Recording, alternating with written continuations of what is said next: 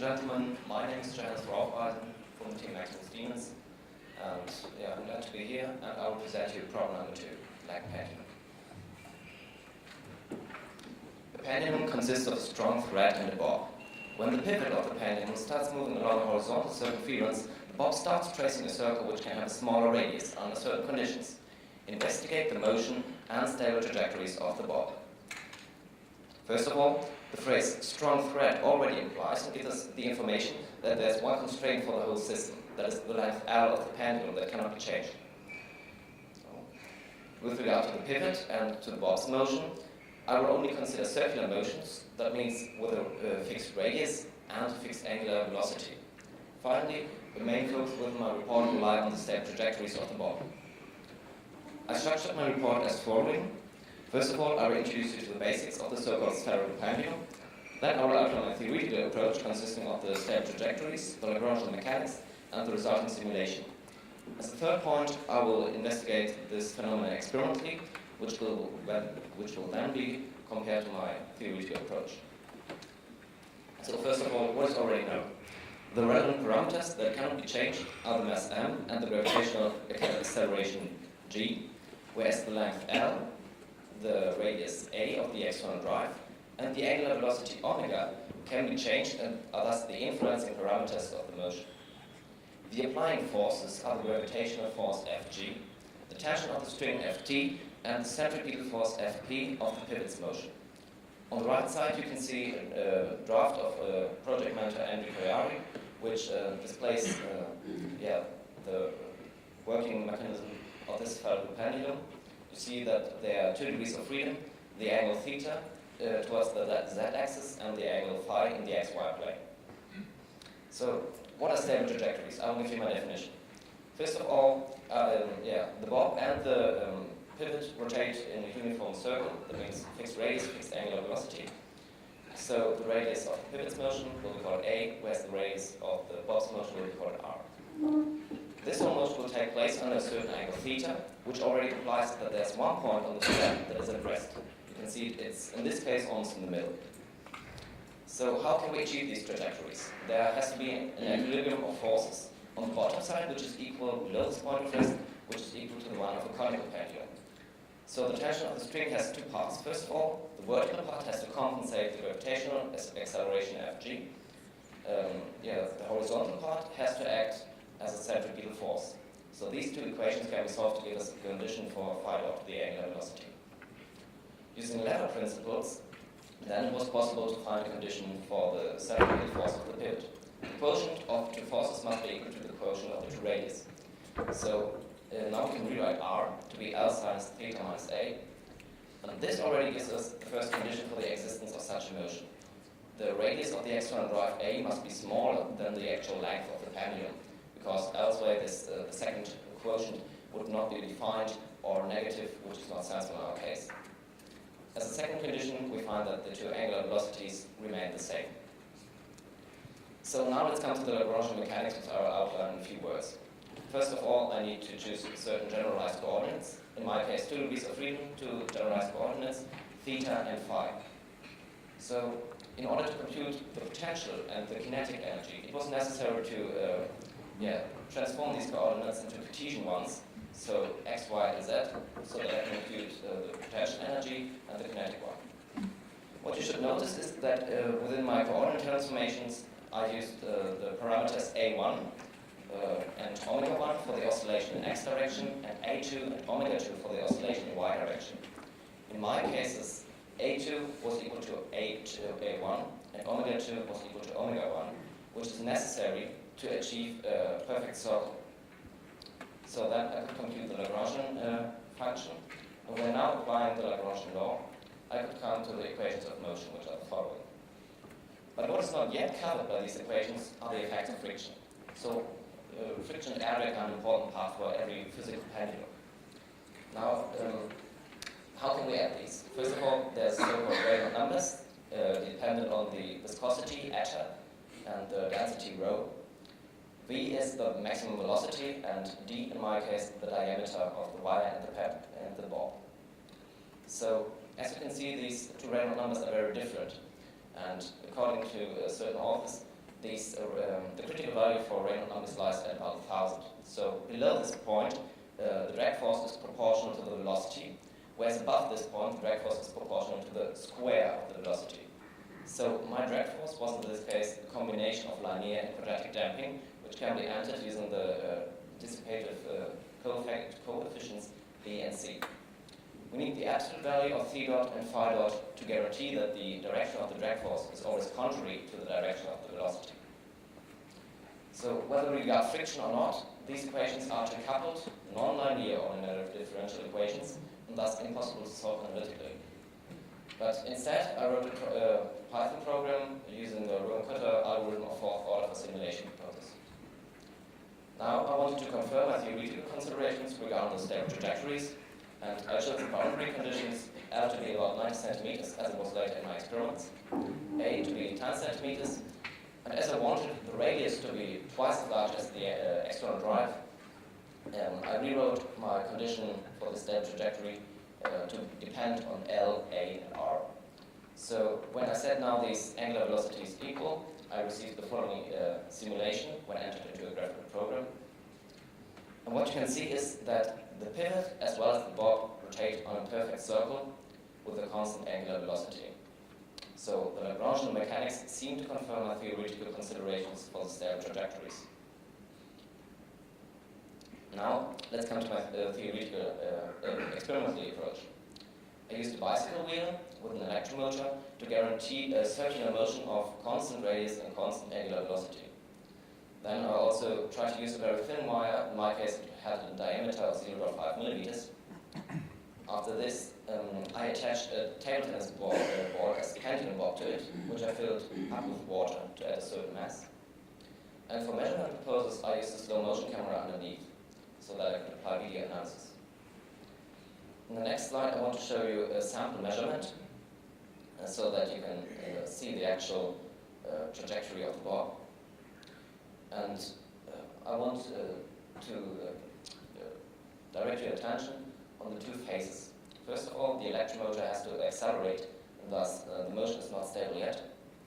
But about now, the bob seems to describe an almost circular motion, which I will approximate later on. So let's come to my analysis. The measured data was entered above, and what you can see on the right side is the trajectory of the bob. You can see it's not a perfect circle, as my theory would have expected. But I will try to approximate this trajectory with a radius of 24 centimeters. And then I measured the two angular velocities. For the bob, for the pivot, it was found to be about 4 radians per second, and for the bob, it was found to be 3.61 radians per second. Entering the measured data within my table into my theoretical considerations, I would have expected in value for omega and phi dot to be 3.63 radians per second. This leads to two conclusions. First of all, although the pivot rotates about 10% faster than the bob, the stable trajectory is held for a certain amount of time. The video saw was quite long, but in reality, these were just 4 seconds, 3.5 seconds to be more exactly. Another conclusion is that the calculated velocity is very close to my measurements, so it's a very small deviation. But the problem is now, when we plot the angular velocity in dependence of the measured radius, whereas A and L are fixed values for my experiment, we come to the following graph. On the x-axis, there's the measured radius, and on the y-axis, there's just the second term of this formula, as the first one is just a constant. And what you can see is that from a range of 18 centimeters up to a value of 38 centimeters, this function reaches a plateau, which means that no matter which radius I would have measured, the approximate value for phi dot would have been the same. So, due to the run of this curve, it is very difficult to find suitable experimental conditions that allow any conclusions on the validity of my theory. Anyway, with my report, I was able to find out the stable trajectories for the mathematical pendulum. I could derive the equations of motion using the Lagrangian mechanics. And finally, I investigated the motion experimentally. So, thank you for your attention.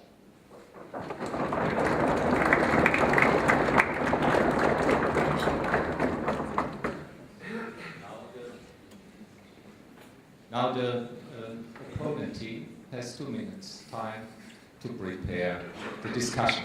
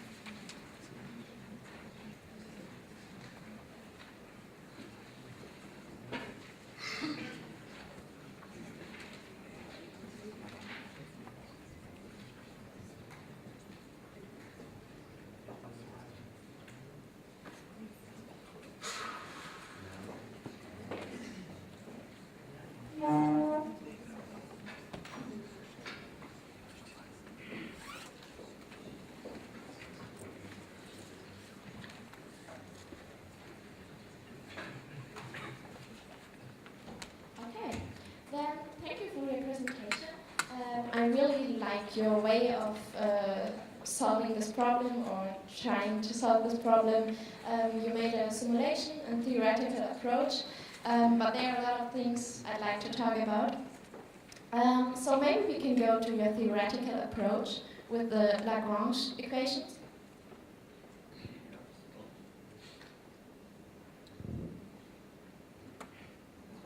Yes.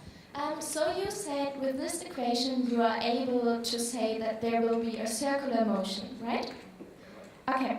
And then in the task it says that the radius of the bob should be smaller than the radius of the upper motion. So can you predict this with these equations? So these equations are the generalized ones. Within this theory, I can enter A1 and A2, the values for the external drive. And this results in a radius for the bob. Yes, but could you choose your parameters that you get a smaller radius in the upper circle? To be honest, I will choose the Lagrange mechanics for this, but instead I would use... So why have you shown this in your report if you don't need it to fulfill the task? But what I wanted to speak further was that for this problem you outlined, I would choose the formula I've shown before. So the Lagrangian mechanics are useful for confirming this theoretical approach before, and for having a generalized overview. Okay, yes, I understand the point. Okay, thank you. Then to your simulation, you said you simulated these equations, right? Right. Were you able to simulate a circle with a smaller radius like in the task? Have you simulated it? Yeah, of course I have simulated it. I just choose this example because it could be seen quite well in the presentation. Any small radius is difficult to determine, but yes, of course. As you can see, I chose the radius to be twice as large, but I could have chosen it to be 0.01 centimeter, for example, and then just the value for omega and phi would have changed. And yeah, in which direction they would have changed? So if you have a smaller radius r, would they get larger or smaller?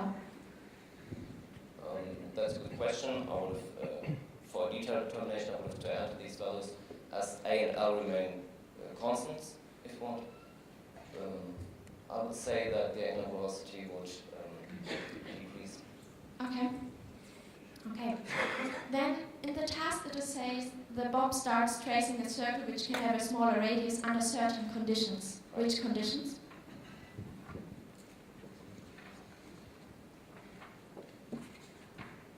So in the blue box you can see these are the generalized conditions. But you're right, these are not the conditions, not almost the conditions for the Bob tracing a smaller circle, but instead I would have to enter these values into this formula and see whether the radius r is smaller than the radius. You're talking about a constant angular velocity, right? Yeah. And what would happen if this velocity is higher? Which velocity? The velocity? The angular velocity of the upper You mean of the that pivot. it's not constant anymore? Or? No, that it's higher. Okay, when it's higher, just let me draw a picture of this.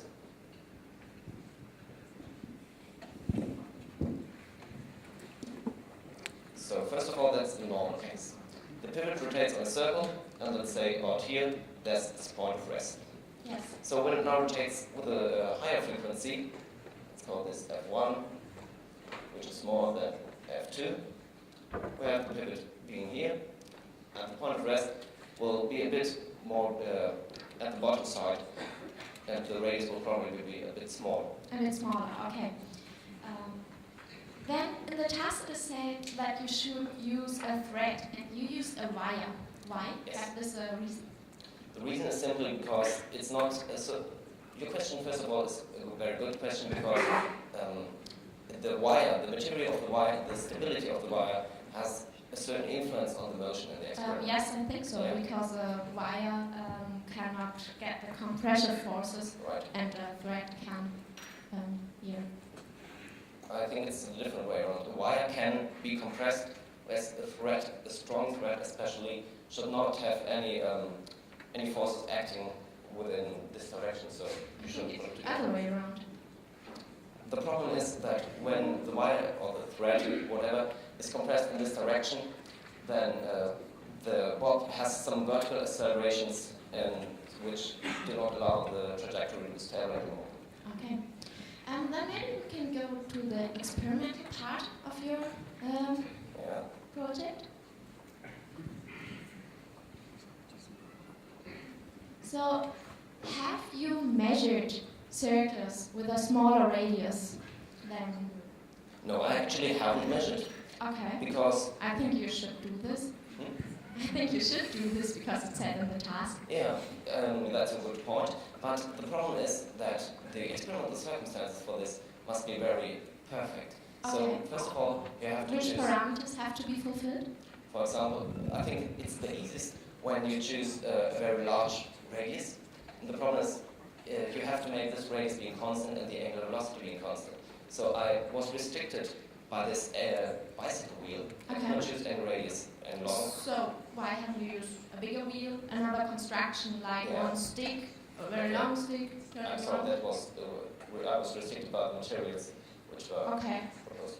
I think this could be done very easily, but okay. So, what about the length of the thread? So the Have you general varied difference- it? Have you varied it? Yes, I And did have. investigate the influence on the radius?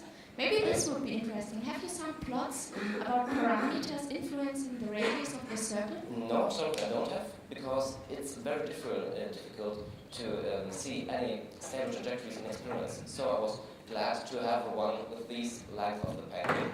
But what I could have maybe done was to enter the various length in my theory. And Okay. this will be a very experimental approach. So, Okay. So you define stable trajectories as being circular. yeah. Which other trajectories have you observed? The typical trajectory of the spherical pendulum, whether it's driven or not, looks like, okay, it's difficult because it's three-dimensional, but it is not stable at all. Maybe you Why? can, What is your definition of stable? stable means with a constant angular velocity Okay. and constant radius, because otherwise I would maybe call it periodically. Yes. The problem with the periodic movements is that friction occurs here in experiments, and thus, which applies to all experiments, chaotic behavior will maybe introduce. Yes. Okay.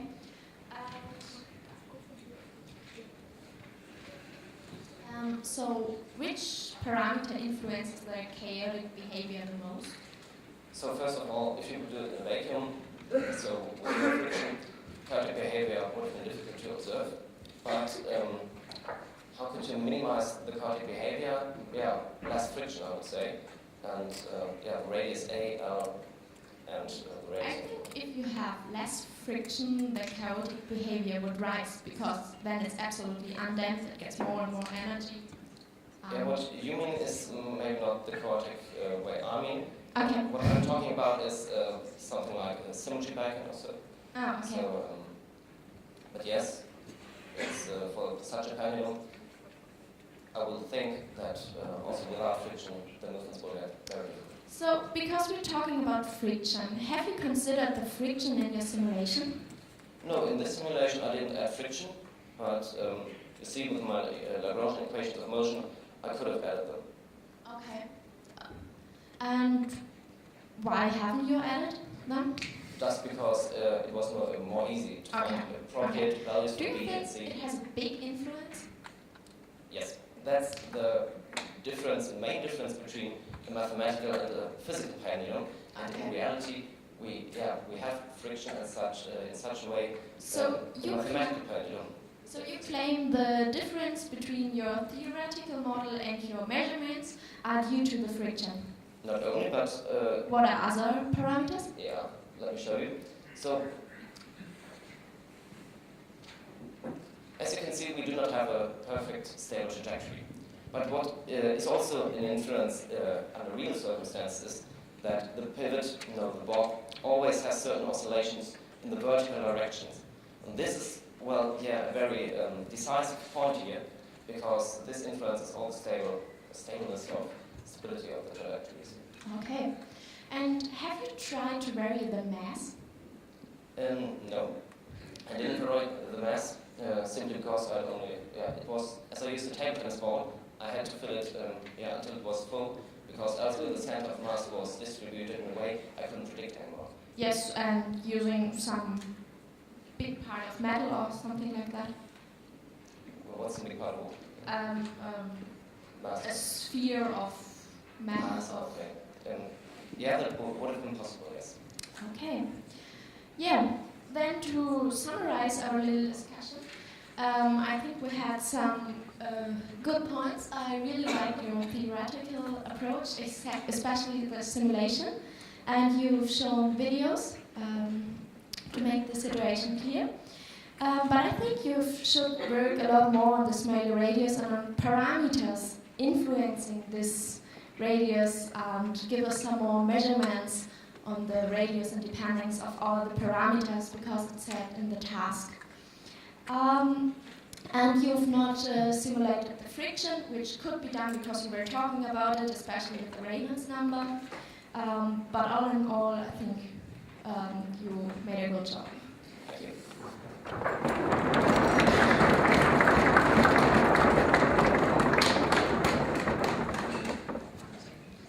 Now the jury members can have questions to the presenter and also to the opponent.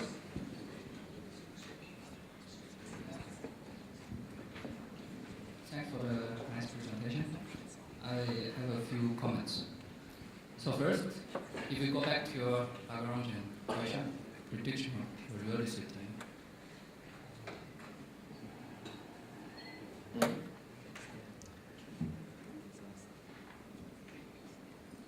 So the next slide, I'm sorry. when you show the periodicity.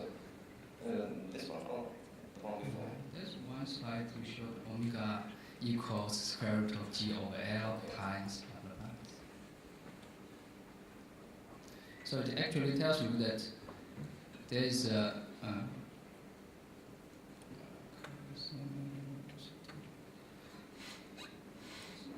this slide. Do you have another one? Yeah, I have another one, which you mean the formula dependent on A, R, and L? Right. Yeah, okay. This one. Right. Okay, so it actually tells you there's a periodicity. What is the condition that you derive this equation? So it shows that there's a periodicity for this movement, but there's a precondition. In which condition you get this periodicity? So Is it the only condition I found is that the amplitude of the radius A must be smaller than the length. okay? Given this one. Only this condition? Hmm? Only this condition. Yeah. So which means that if there always be a periodic motion, right? If your A is smaller than L. Okay, so we can discuss later.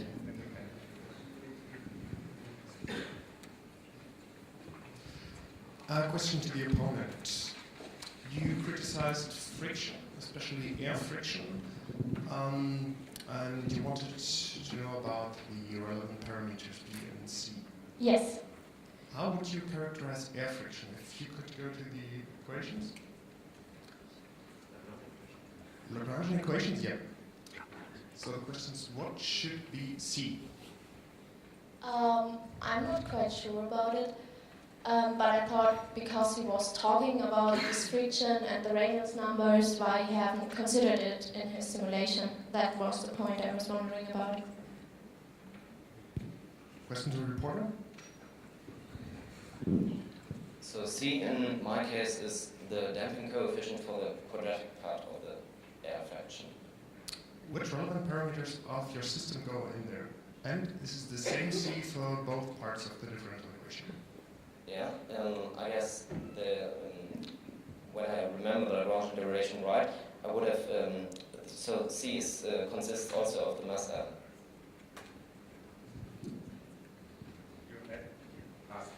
One question to the reporter. You were talking about stable movement of a certain amount of time. What do you call a certain amount? We were plotting about 2 seconds. Is this enough to call it stable? Okay, good question. So my measurement had 3 phases at all. So the first one, acceleration. The second one, almost stable within 3.5 seconds. And as a third part, this movement fell down to a non-stable one.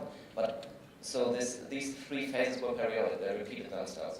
So I would say that as these for 3.5 seconds repeat themselves, yeah, I approximated this. Time is nearly over, and the jury members have now the possibility to give their grades between 1 and 10. Please first write down your grades, and later we show all our grades to the auditorium.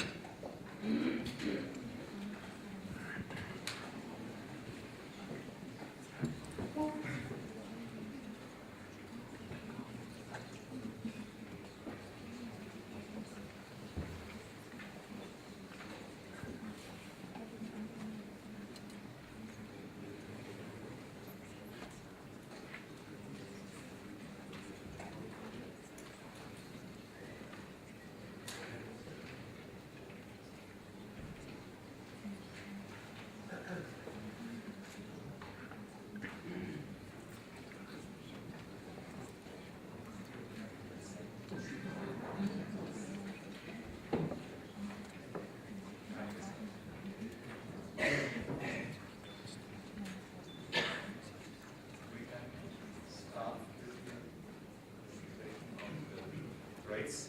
Then please show your grades for the report first. Sorry.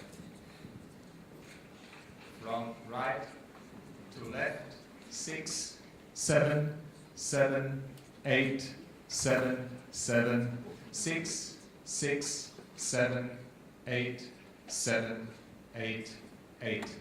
And now the grades for the opponent.